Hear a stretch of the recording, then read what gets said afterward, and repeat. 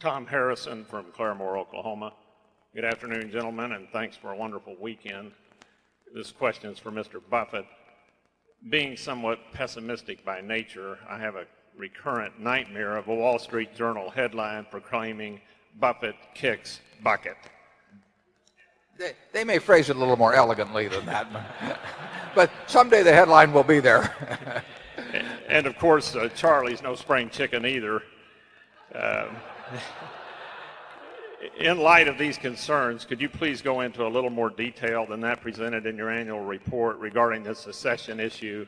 And my apologies for the morbid nature of the question. No, there's no reason to apologize. I mean, it's a question I ask our managers, incidentally, every couple of years. About every 2 years, I send them a letter and I say, you know, if you die tonight, what will I wish you'd told me tomorrow morning? You know, and because I have to make that same decision, and I'm not conversing with them every night, so I want them to put in writing to me once every couple of years what they think about the subject, who they think should succeed them, or whether there's several candidates, or what the strengths and weaknesses are, and I have that information available.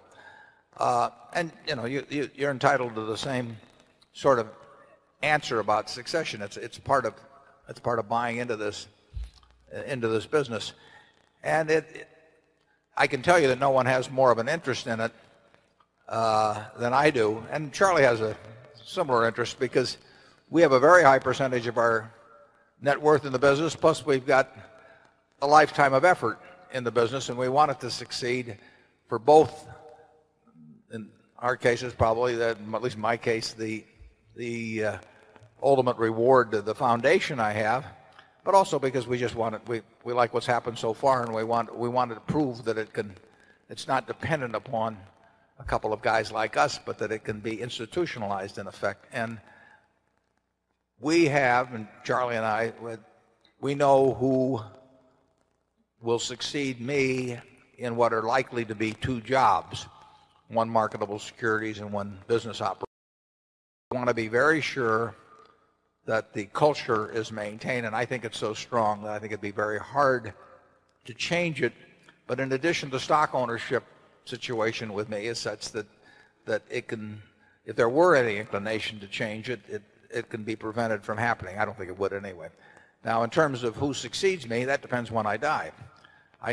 You know, and there's no sense telling you who it would be today. There'd be no plus to that, and it might not be the same 20 years. Now, I mean, 20 years ago it would have been Charlie, obviously, but it won't be Charlie now because of his age, and it'll be somebody else. But 20 years from now or 15 years from now it might be some third party. But we feel very good about the succession situation. We feel very good about the stability of the organization in terms of the stock ownership situation, because that is insured for a very, very long time to come. We couldn't feel better about the managers we have in place and the culture we have in place. And, you know, the individual will be named. I think I've mentioned, though, that when they open that envelope, although the contents of that envelope are already known to the key people, but when they open that envelope, the first instruction is, you know, take my pulse again. I mean, I'm not...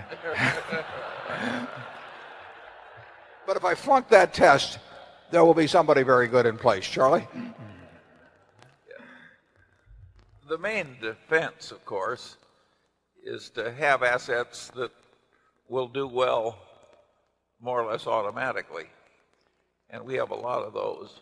And to the extent you improve that further by having very good managers in place and very good individualized systems for bringing new managers into the places, there's a lot of momentum here that would go on very nicely with the present management gone.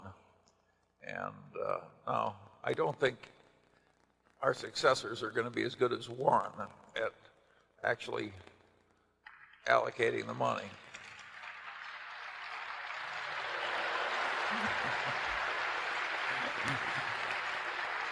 No, we ran a little test case 10 years ago because for 9 months and 4 days, I took another job at Solomon, and things went fine at Berkshire. We've got, the managers don't need me. We have to allocate capital.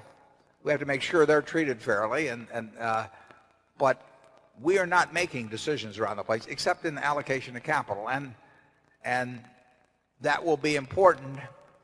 But some of that is semi-automatic, and others, it does require, some imagination sometime or something of the sort.